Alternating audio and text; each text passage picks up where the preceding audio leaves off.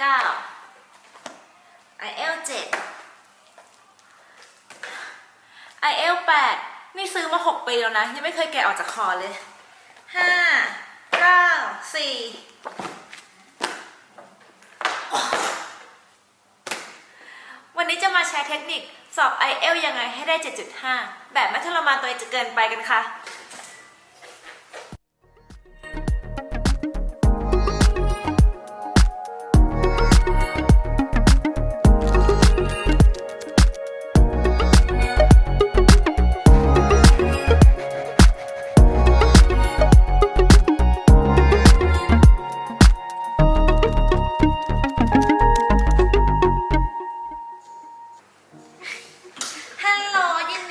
ทุกคนเข้าสู่วิดีโอตัวแรกของเพจปุ๋ยต้องรอดนะคะหลายๆคนอาจจะคิดว่าปุ๋ยปิดเพจไปแล้วหรือเปล่านะเพราะว่าไม่เห็นมาตั้งนานหรือว่าจะเปลี่ยนนะเพราะว่าคลิปนี้ก็ไม่ใช่คลิปท่องเที่ยวซะด้วย no ไม่ใช่นะคะปุ๋ยเตรียมตัวไปสอบ IELTS มาต่างหากนะคะแล้วหลังจากที่ผลประกาศออกมาแล้วนั้นเย้มันเกินความคาดหวังของปุ๋ยไปมากเลยละจ้าปุ๋ยก็เลยอยากจะมาแชร์เทคนิคการสอบ IELTS ยังไงให้ได้ 7.5 ภายใน3 อาทิตย์นะคะสำหรับคนที่สนใจจะสอบ IELTS กันค่ะแล้วถ้าใครยังไม่เคยรู้จักปุ๋ยมาก่อนนะคะรบกวนกดไลค์กดแชร์เพจปุ๋ยต้องเล่าด้วยนะคะสำหรับใครที่ยังไม่รู้ว่า IELTS คืออะไรนะคะ IELTS ก็คือการสอบวัดระดับทักษะภาษาอังกฤษโดยจะนำคะแนนเนี่ยไปยื่นเรียนต่อต่างประเทศการสอบมีทั้งหมด4 ทักษะด้วยกันนะคะคือ listening reading writing แล้วก็ speaking ค่ะเพื่อนๆหลายคน inbox มาถามนะคะลุงศัพท์น้อยทำยังไงดีรู้สึกไม่มั่นใจเลยลุงศัพท์น้อยก็ไปอ่านเพิ่มสิคะคุณแต่จริงๆแล้วเนี่ยไม่ได้หมายความว่ารู้ศัพท์น้อยแล้วทำข้อสอบไม่ได้นะคะรู้ศัพท์เยอะก็มีโอกาสทำข้อสอบได้มากกว่าแต่ IELTS เนี่ยเขามีแพทเทิร์นในการสอบนะคะสิ่งสำคัญคือเราต้องจับเทคนิคในการสอบนั้นให้ได้ค่ะอย่างเราตั้งแต่ตอนที่คิดเริ่มจะสมัครสอบ IELTS นะเราก็คิดคำนวณไว้หมดเลยว่าเราจะต้องวางแผนเตรียมตัวยังไงบ้างการสอบ IELTS มีทั้งหมด2 แบบใช่ไหมคะก็คือแบบเปเปอร์แล้วก็แบบคอมพิวเตอร์ตอนนั้นเราก็เลยคิดเลยว่าเราจะสอบแบบคอมพิวเตอร์เพราะเรารู้สึกว่าเราพิมพ์ไวกว่าเขียนมันจะช่วยให้การทำข้อสอบของเราเร็วขึ้นสถานที่ก็เลือกสถานที่ที่เราไปสะดวกปุ๋ยไม่แน่ใจนะว่าระบบของเปเปอร์มันต่างจากระบบของคอมพิวเตอร์ไหมแต่ว่าตอนที่เราสมัครสอบคอมพิวเตอร์เนี่ยเราสามารถเลือกเวลาของพาร์ท speaking ออกจากพาร์ทอื่นๆได้ว่าเราจะสอบช่วงเช้าหรือเราจะสอบช่วงบ่ายคือบางคนหัวไบก็สอบตอนเช้าไปเลยแต่ว่าเรารู้ไงว่าเราบ้านเราไกลแล้วเราก็ไม่อยากจะมารู้สึกว่าลุกลี้ลุกลนไม่อยากมาเร่งเวลาเราก็เลยเลือกที่จะสมัครสอบช่วงบ่ายโดยการเอาพาร์ท speaking ไว้ข้างหน้าแล้วก็เอาพาร์ทอื่นๆไว้ตอนหลังคือเรารู้สึกว่าพาร์ท speaking เป็นพาร์ทที่มันต้องใช้แบบหัวคิดเยอะมันต้องใช้ความครีเอทีฟนิดนึงดังนั้นเราก็เลยเอาพาร์ท speaking ไว้ก่อนหลังจากที่เราทำพาร์ท speaking เสร็จแล้วเนี่ยเราก็จะมีเวลาพักประมาณสักชั่วโมงหรือแบบ1 ชั่วโมงครึ่งเพื่อจะได้แบบรีเฟรชสมองใหม่แล้วก็มาทำพาร์ทอื่นๆต่อไปในช่วงบ่ายค่ะก่อนอื่นนะปุ๋ยขอพูดถึงระดับภาษาของปุ๋ยก่อนนะเพื่อให้เพื่อนๆได้ลองเปรียบเทียบกันว่าถ้าภาษาอังกฤษของตัวเองระดับประมาณนี้เนี่ยคะแนนที่ได้ควรจะประมาณเท่าไหร่แน่นอนว่าภาษาอังกฤษของแต่ละคนก็มาไม่เท่ากันใช่ไหมดังนั้นเวลาไปสอบคะแนนมันก็จะไม่เท่ากันนะคะ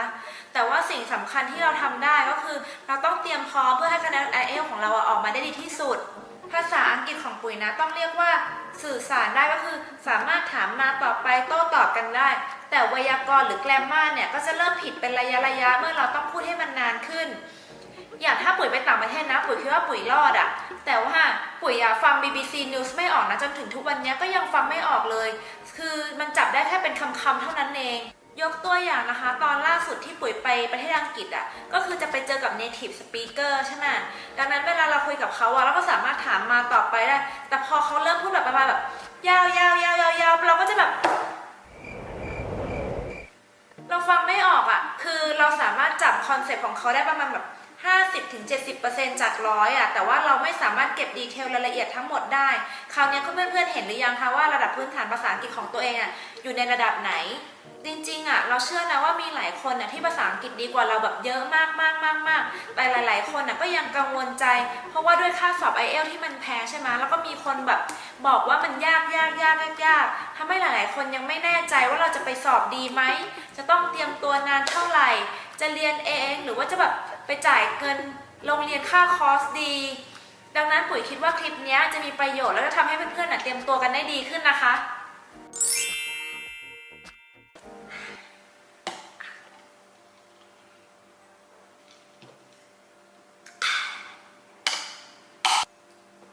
หลายคนคิด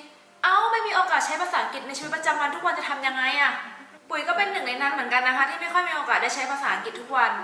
แต่จริงๆแล้วมันมีวิธีฝึกค่ะทุกคนพยายามเอาภาษาอังกฤษเนี่ยซึมเข้าไปในชีวิตประจำวันของเรานะคะเดี๋ยวนี้การฝึกมันง่ายกว่าแต่ก่อนมากเลยนะเพราะว่าเรามีสื่อให้เราเลือกใช้เพียบเดี๋ยวปุ๋ยจะมาบอกวิธีการฝึกในแต่ละพาร์ทกันค่ะ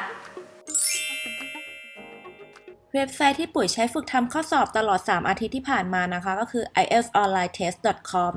เป็นเว็บไซต์ที่ให้เราฝึกทำข้อสอบ IELTS เก่าๆได้ฟรี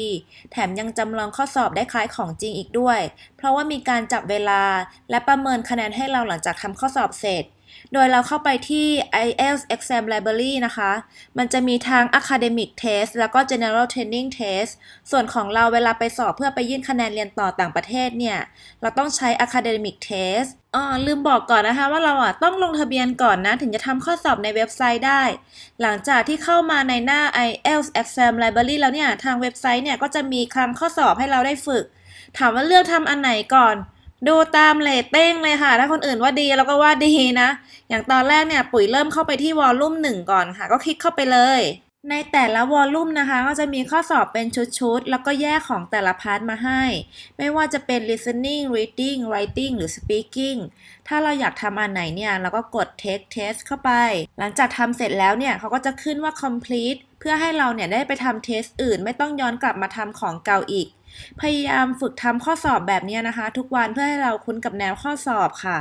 สำหรับใครที่ชอบฝึกทางมือถือนะคะทาง British Council เขาก็มี IELTS Prep Application นะคะให้ดาวน์โหลดทั้งทาง iOS แล้วก็ Android ด้วยนะคะข้างในก็จะมีเหมือนกับทางเว็บไซต์ IELTS Online Test เลยก็คือมี listening speaking reading แล้วก็ writing นะคะ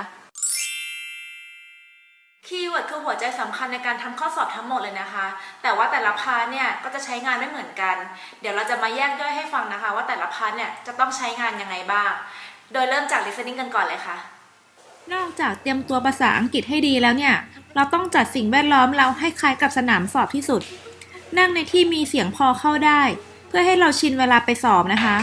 ตอนปุ๋ยซ้อมสอบเนี่ยปุ๋ยนั่งในที่เปิดโล่งเลยนะแล้วก็เปิดลำโพงเอาเพื่อให้ชินเวลามีเสียงแทรกเข้ามาในหู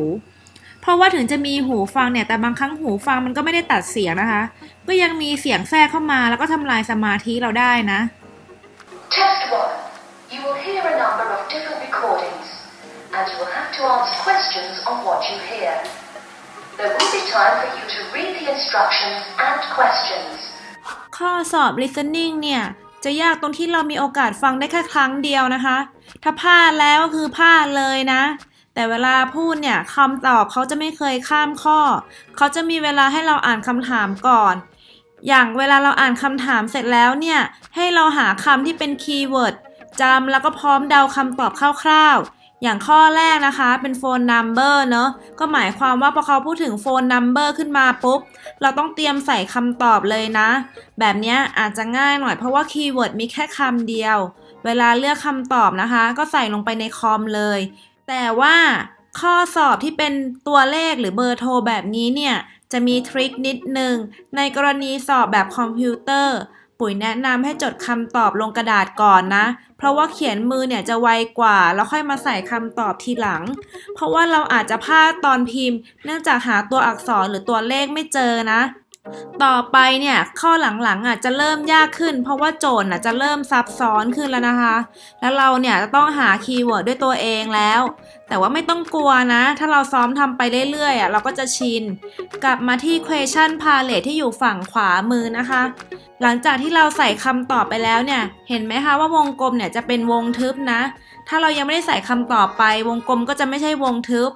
ในเทสตัวจริงก็จะเป็นระบบคล้ายๆแบบนี้เหมือนกันค่ะ Test 1. You will hear a number of different recordings and you will have to answer questions on what you hear. All the recordings will be played once only.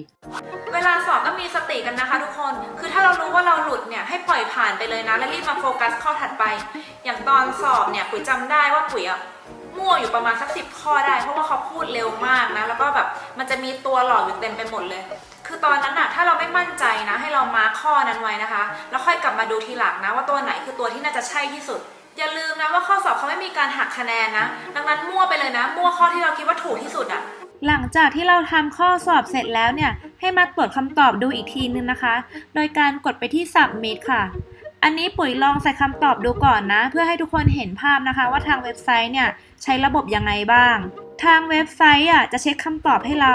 พร้อมกับคำนวณว่าคะแนนที่เราทำไปถูกนั้นจะได้คะแนน IELTS อยู่ที่ประมาณเท่าไหร่นะคะสำหรับ Part Listening เนี่ยข้อไหนถูกไม่ต้องย้อนกลับไปดูนะแต่ถ้าข้อไหนผิดหรือเราไม่แน่ใจให้กลับไปเช็คว่าผิดเพราะอะไรเขาจะมีอธิบายให้เรานะคะทางฝั่งขวามือว่า Dialog ทั้งหมดเนี่ยมีการพูดว่าอะไรบ้างศัพท์บางคำเราอาจจะฟังไม่ออกนะคะแต่การมาเช็คแบบนี้เนี่ยจะทำให้เรารู้วิธีการออกเสียงที่ดีขึ้นและทำให้เราฟังได้ชัดเจนขึ้นค่ะคำศัพท์เอกพจน์พหุพจน์คำนั้นต้องเติม s ไหมเนี่ยต้องคอยเช็คให้ดีๆนะคะคือถ้าพลาด s ไปตัวนึงนี่คือผิดเลยนะและศัพท์บางคำเราอาจจะอ่านผิดมาตลอดทั้งชีวิตเลยนะคะยกตัวอย่างคำง่ายๆที่คนผิดกันบ่อยนะคือคำว่าอ่านว่าอะไรเครื่องประดับคนจะอ่านว่า jewelry ใช่ไหมแต่จริงๆแล้วมันอ่านว่า jewelry นะ jewelry คือแบบตอนนั้นปุ๋ยก็คุยกับ native speaker เนี่ยแล้วเขาฟังเราไม่ออกนะดังนั้นศัพท์ไหนที่เห็นบ่อยๆแล้วเราไม่รู้จักเนี่ยให้จดไว้นะคะแต่มันไม่ได้หมายความว่าเราต้องจำทุกคำที่เราไม่รู้นะนอกจากนี้นะคะเรายังสามารถฝึกนอกรอบได้นะคะอย่างปุ๋ยเนี่ยปุ๋ยก็จะเปิดทั้ง YouTube Netflix ระหว่างที่แบบล้างหน้าแปรงฟันหรือว่าเราทำกิจวัตรประจำวันนะคะเพื่อให้มันซึมซับเข้าไปเรื่อยๆเนาะคือเลือกสื่อที่เราอยากดูนะคะจะเป็นซีรีส์ดูก็ได้นะแต่จะให้ดีเนี่ยก็แนะนำให้เป็นเรื่องที่ใช้คำทางการหน่อยนะคะอย่างตอนเตรียมตัวสอบนะปุ๋ยดูเรื่องสูตรนะที่เกี่ยวกับทนายความนะคะก็จะได้ศัพท์ที่ advanced ขึ้นนะแล้วคือศัพท์บางคำเนี่ยมันออกอยู่ใน IELTS จริงๆนะรูปประโยคก็เท่ขึ้นนะคะสำหรับไปสอบพวกแบบ writing หรือแบบ speaking อะไรอย่างเงี้ยค่ะหรือไม่อย่างนั้นนะก็ฟัง Audible ไม่ก็ SoundCloud นะคะที่เป็นภาษาอังกฤษระหว่างเดินทางในรถก็ได้เอาเรื่องที่เราชอบนะคะที่เราสนใจนะจะได้ไม่รู้สึกกดดันเกินไปค่อยๆปูพื้นฐานตัวเองให้แน่นๆนะคะคือถ้าชอบฟังเพลงเนี่ยปุ๋ยแนะนำเลยนะคลื่นเม็ด107ปุ๋ยเปิดฟังทุกวันเลยนะแต่เปิดภาษาอังกฤษก็ยังไงก็ฟังไม่ออกนะแต่ว่าก็ค่อยๆฟังไปนะคะค่อยๆแกะเนื้อเพลงไปเป็นการฝึก listening ไปในตัวนะคะอย่างตอนที่ปุ๋ยดูหนังนะปุ๋ยจะแบบเปิดซ้ำไปซ้ำมานะคือปุ๋ยจะเริ่มเปิดที่เป็นแบบภาษาอังกฤษก่อนแบบไม่มีซับนะแต่ถ้าปุ๋ยไม่เข้าใจนะปุ๋ยก็จะย้อนกลับไปแล้วก็เปิดเป็นซับภาษาอังกฤษนะแล้วถ้ายังไม่เข้าใจนะก็จะย้อนกลับไปอีกนะเพื่อจะเปิดซับเป็นภาษาไทยนะคะแล้วเพื่อดูว่าภาษาอังกฤษคำนั้นเขาพูดว่ายังไงแล้วคำแปลคือแปลว่าอะไรจนน้องสาวถามนะว่าแบบทำไมเจ๊ดูซ้ำๆแต่ว่ามันช่วยได้เยอะจริงๆนะคะคือพยายามเอาตัวเองซึมกับภาษาอังกฤษเข้าไปให้เยอะๆนะคะเพื่อเราจะได้คุ้นเคยกับมันมากที่สุดนะ